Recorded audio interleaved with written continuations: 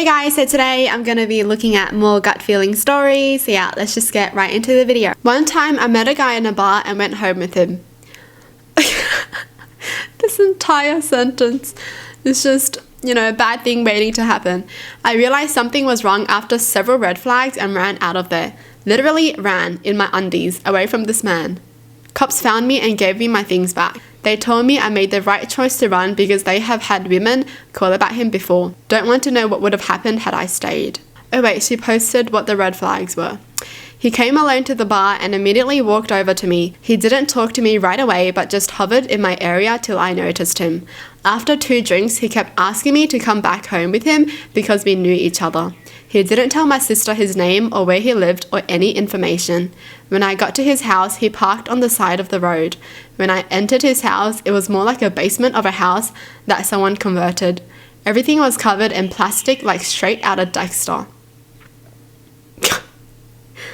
What in the world? There was no personal items in the bathroom, soap, shampoo, toothpaste. He kept turning the light on and telling me I wasn't allowed to go to sleep and that I was acting weird.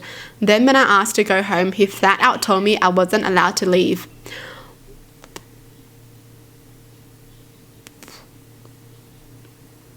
I'm just surprised that no. I'm just surprised that she still went home with him after all that. Like, she didn't even know where he lived, like the address. Girl, you know better than that. We all know if we're gonna go somewhere, you at least tell someone where you're gonna be going or where you are, okay, or where you're staying so someone can find you. Why would you go to a place where you don't even know where you are? Some people just make me so nervous. But I'm just so glad everything is over and that she's fine and that she's alive. Gosh, that house just sounded like, covered in plastic. Yeah, that just...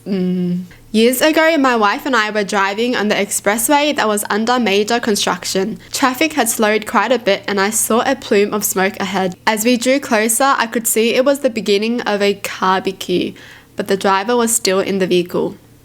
Barbecue. Is that how you say it? Barbecue, like barbecue, but barbecue, like a car about to be barbecued. I'm learning new things every single day. Okay, I did a death-defying move to cross multiple lanes of traffic to pull over, despite my wife's protests about being late to the event we were headed to. I approached the car, which was just starting to produce visible fire from the wheel wells, and opened the door to the car. The guy was conscious but in obvious shock and was unresponsive. I had to reach in to unbuckle him and pull him out of the car. Within seconds of me getting him out, the driver's compartment was completely engulfed in flames. Thank gosh they took him out of the vehicle, else he would have been barbecued for sure. Barbecued, I can't get over that word. Barbecue? Is that... I've never heard of that before. Am I even pronouncing it right? What a brave person though, because I feel like lots of cars would just drive by and not care. Do not get into a car with someone who says they are just a little tipsy. The guy who was trying to convince us that he was totally fine to drive didn't die that night, but he did have to spend 2 years learning to walk again. That's...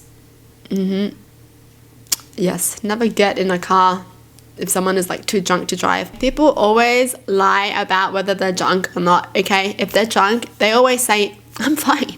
No, they are not. This is before cell phones. Think beepers. I went out one night and was meeting my bestie halfway between my house and hers. I noticed this truck drive by me and he slowed down to crawl. Another car was coming, so he kept going. My Spidey senses were triggered though. I saw my best friend and grabbed her and pulled her into an old shed at an abandoned house. I shut the door quick and told her to be quiet. There was a space so we were able to see this truck coming.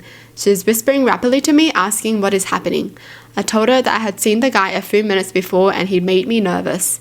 He slowly crept down the street, pulled over and got out with a flashlight. That's when we saw the gun.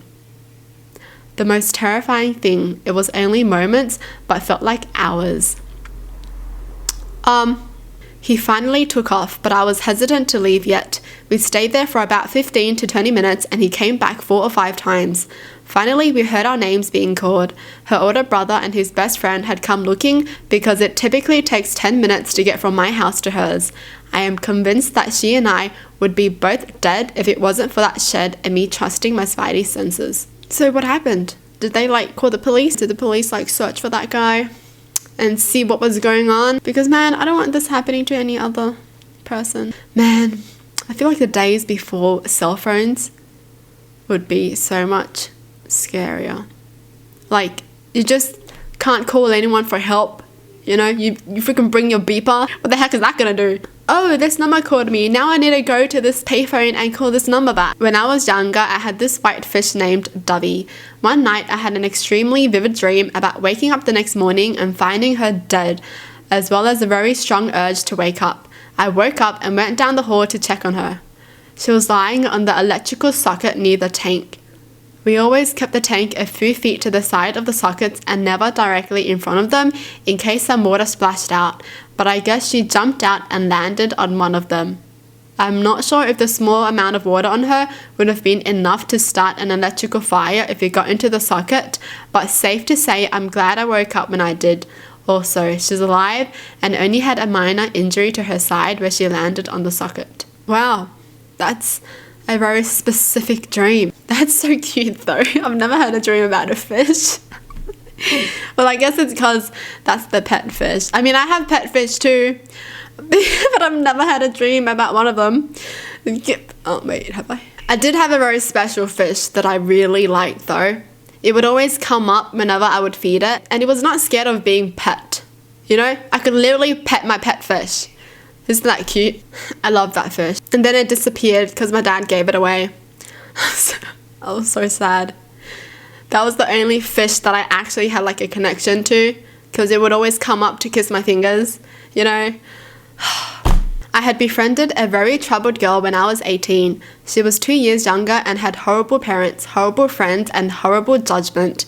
She was on Tinder, pretending to be 18, and showed me some conversations with a guy in his early 20s that she was planning on meeting. Please don't do this. Please do not pretend you're older than you are. Oh my god, or even younger than you are. I told her I could not pinpoint why, but he gave me bad vibes. There was no red flags in the conversation, but I had a horrible sense of dread about it, beyond the anxiety of her pretending to be an adult on Tinder.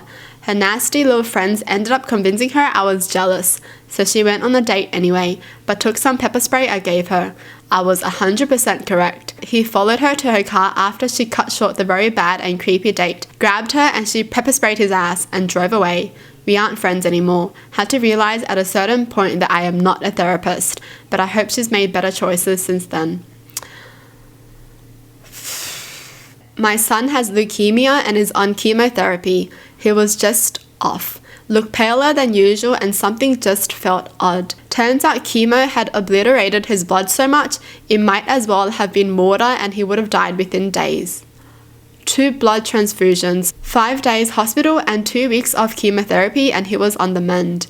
I went into traumatic shock and the only thing that pulled me out was a debrief with my doctor, who told me I had just saved my child's life with maternal instinct and never doubt it. Fast forward a few months and he got an infection and that same odd feeling woke me up. He spent a week in hospital that time. Parental instinct is there for a reason, don't doubt it. When you feel it, it's not like feeling a concern or worry that something might be wrong. It's a deep primal knowing. That's crazy. I feel like mums just have a different level of like a gut instinct. Well, that's it for the video. Hope you guys enjoyed. Tell me in the comments down below what your thoughts are. And as always, thanks for watching. Hope you guys liked it and I'll see you guys next time. Bye!